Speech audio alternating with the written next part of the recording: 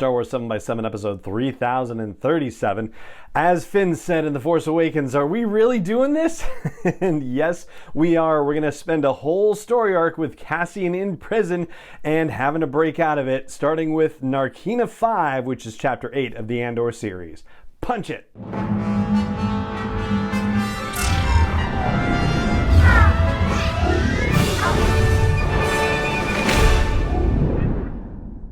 Hey Rebel Rouser, I'm Alan Voivod and this is Star Wars 7x7, your daily dose of Star Wars joy, and thank you so much for joining me for it. So, as with previous episodes, we're going to do this in the form of a 7 takeaway breakdown, starting with a follow-up, as it were, to Chapter 7 of the Andor series. In that episode, Colonel Yularen has this fantastic monologue, and one of the things that he says in there is that they have to decide how tightly they want to close their fist. Well, in Chapter 8, we get to see the effects of the fist closing happen up close and personal to our main characters, and we get to see some serious fight or flight or freeze reactions out of them. For example, a fight reaction coming out of Cyril Karn, who had the Empire's fist close around him a little bit earlier in the series when he was kicked out of the Preox Morlana Corporate Authority and had to come home to Coruscant with his tail tucked between his legs. He could have accepted the bit of grace that he received, and instead he's choosing to fight the hand that's been dealt to him. Of course, it's rather comedic how he manages to get the ISB's attention, but it's also a little bit tragic because he gets warned that if he keeps messing around, that trouble's going to come his way, and I'm willing to bet that he's not going to be able to let it go. And yeah, so it's going to end badly for him in some fashion, and yeah, even for people who you kind of feel deserve it, you almost feel like they don't deserve it because it's the Empire, you know? And Cyril's not wrong either. Cassian did kill 2 men in cold blood, so yeah, the level of moral complexity in the show is pretty spectacular. Then we have Mon Mothma, who's trying to operate within the parameters of her rebellion privately as she sees fit to be able to wage it. However, it is getting increasingly difficult, and even her friend Tay is having difficulty with the money maneuvering that needs to happen, and the dreaded phrase Imperial Auditors is dropped in this episode. So yes, it's not going to be a good situation for Mon Mothma trying to get the funds that she needs to support some secret rebel activities. Meanwhile, she is not only getting spied upon by various other people in the Empire, but Perrin is now suspicious as well. He's suspicious of what's going on with her old friend from Chandrila, but I have a feeling the suspicion is not about what political activities she might be engaged in. I think Perrin thinks that Tay and Mon might have a thing going on. And then you have Perrin and Mon's daughter, who's now shown up to see what's up with Mon and Tay in 2 straight episodes, and basically tried to eavesdrop on conversations or just check up on them or something like that. So yeah, it's a good thing that Perrin doesn't suspect what Mon's really doing in secret. However, his attention is now being paid to whatever's going on, and that cannot be a good thing. And while Mon is not yet at fight, flight, or freeze necessarily, you can see her being backed into a corner where something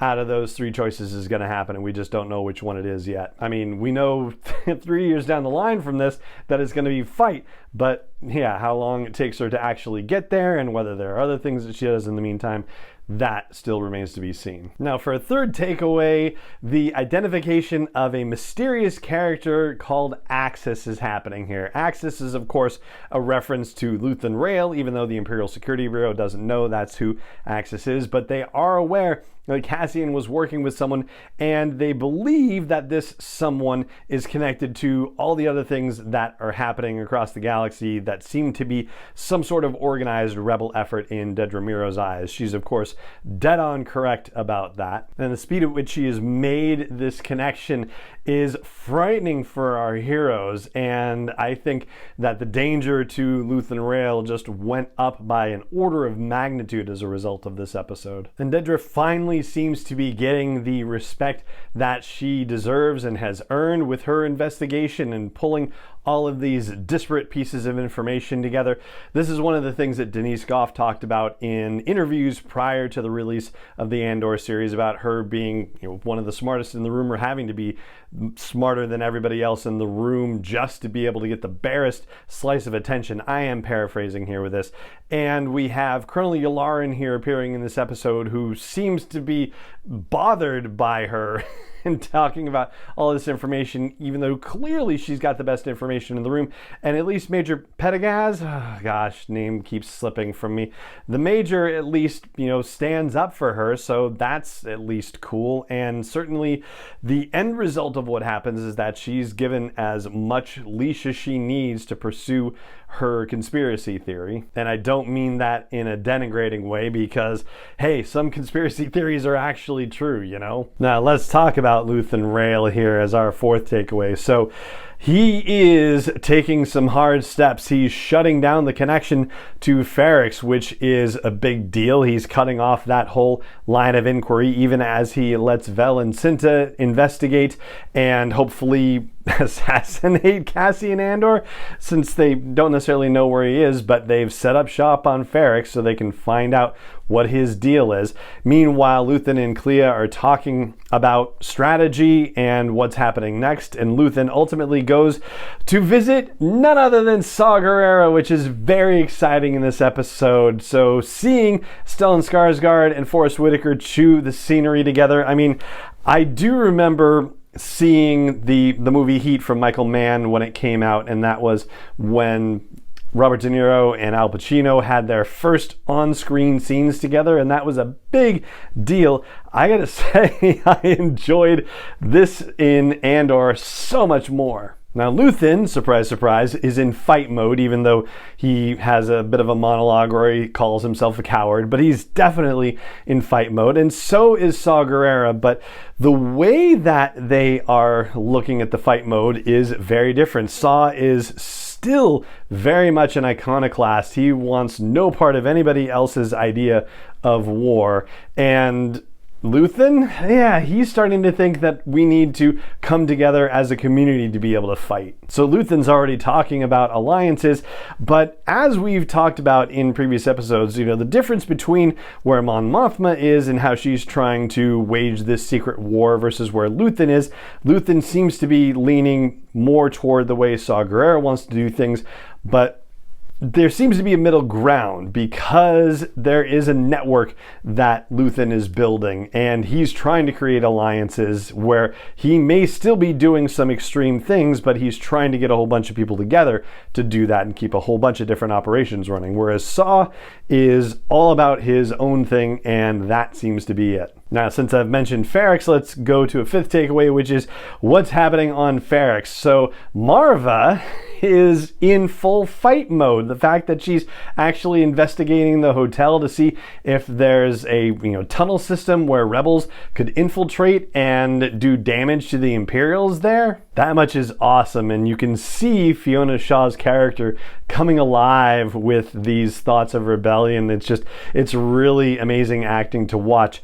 Brasso and Bix having to deal with her, but also having their own quiet concerns about Cassian not knowing where he is. And once again, Cassian is kind of at fault for getting everybody into trouble. This time for Bix trying to reach out to Luthen and not being able to get through because Luthen has cut off the whole Ferrix situation. But you get the idea clearly that the Empire is monitoring transmission somehow, and they were able to pick out that transmission and snatch up Pac and Bix for interrogation. So that's going to bring them closer to Andor's trail and closer to Luthen Rael's trail. So much closer to Luthen's trail, actually. So he does not have any idea of the danger he's in, and Dedra Meero is suddenly looking more and more dangerous with every episode. But Marva's in fight mode, Bix is in flight mode, Brasso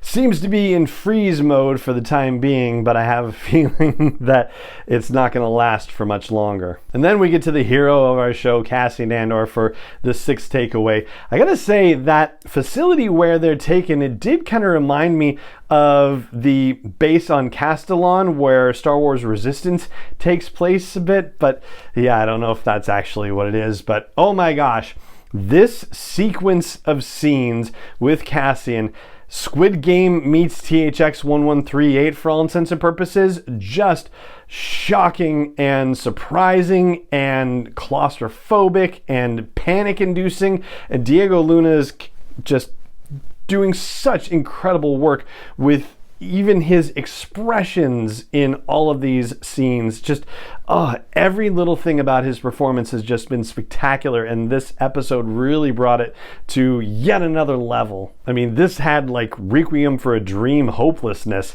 for me in this too. Just absolutely crazy. And we actually have a time jump in this episode, because there's a moment where the next day happens, except it's not the next day. It says 30 shifts later or something like that, which they're working 12-hour days, and I doubt that they're getting weekends or anything like that. So we're probably just literally 30 days later. And by the way, this facility, I gotta say, was pretty exciting to hear about in terms of all the sevens, right? 7 levels of the factory, 7 rooms in each level, 7 tables in each room, 7 people per table, right? That's just Star Wars 7 by 7 by 7 by 7 right there in this episode. And how exciting was it to see Andy Serkis suddenly show up in the middle of all of this? And when he did, I was watching this with my son, who you may know if you've been a long-time listener, a scorekeeper Declan, said, "Hey, I know that guy." And yes, of course, he did know that guy.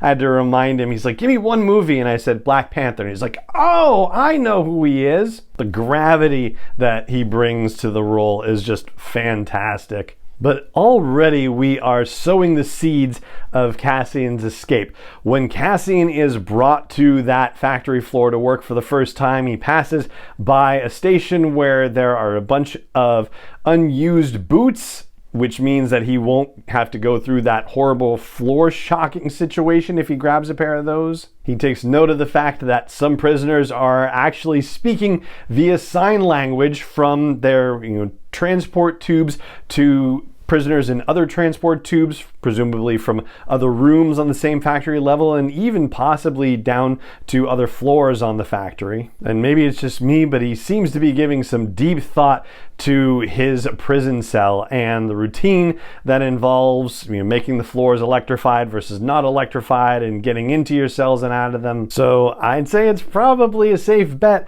that what we're going to see in episode 9 is going to be Cassian determining the rest of the pieces that he needs to be able to engage in a prison break. Like, he's going to plot it out. He's going to find all the rest of the holes in the Imperial routine that he needs to identify in order to effect the prison break, and then we're going to see the actual prison break in episode 10. So that's 6, and I'll get to our 7th and final takeaway in just a moment. I do want to say thanks to the folks at NordVPN who are sponsoring this episode. I talked last week about NordVPN and about how I use VPNs for work-related stuff, but I hadn't really used VPNs for personal-related stuff. But it had just randomly come up in conversation with my son not too long ago, and then it just so happened that this thing with NordVPN happened, and so I actually took time this week to install and set up NordVPN for the first time. This is something, again, that I have only done for work and just,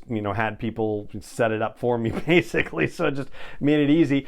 And I gotta say, this was just as easy as I could have hoped it would be to set up. Now, the whole thing about VPNs, it's about security for your internet connection. One of the ways that it supports that security is if you're out and about and using your computer or your mobile device on a public Wi-Fi network, for example. I've done that a bunch of times, and I've caught a virus or two here and there. But getting on a VPN is like getting on your own private internet service, and NordVPN made it really easy. Like, once it was installed, it started up, and there's a bright big button called Quick Connect, and suddenly, bang, you've got your VPN going, and it was a lot easier to use than the ones I've used for work. So that was very cool. And I'm going to learn more about it and experiment with it over the next couple of weeks.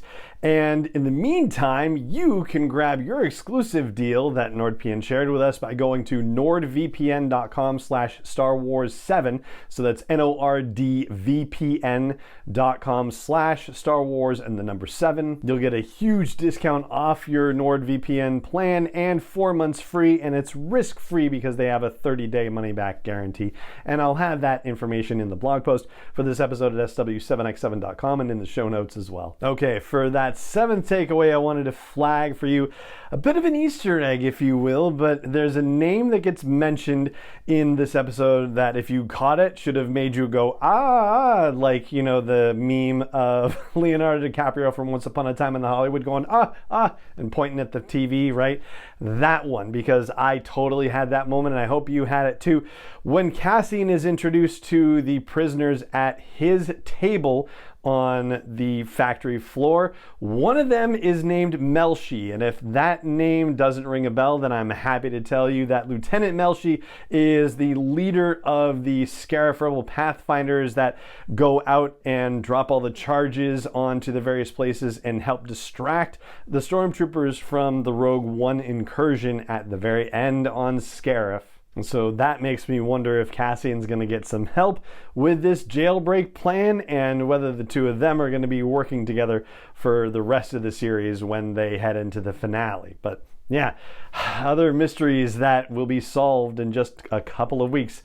In the meantime, that right there is going to do it for our breakdown of the latest episode of the Andor series, Chapter 8, and that is going to do it for this episode of the podcast. It just remains for me to say, thank you so much for joining me for it, as always, and may the Force be with you, wherever in the world you may be. Star Wars 7x7 is not endorsed or sponsored yet by Lucasfilm Limited, Disney, or 20th Century Fox, and is intended for entertainment and information purposes only. Star Wars, the Star Wars logo, all names and pictures of Star Wars characters, vehicles, and any other Star Wars-related items are registered trademarks and/or copyrights of Lucasfilm Limited, or their respective trademark and copyright holders. May the Force be with them. All original content is copyright 2021 by Star Wars 7x7. We hope you love it.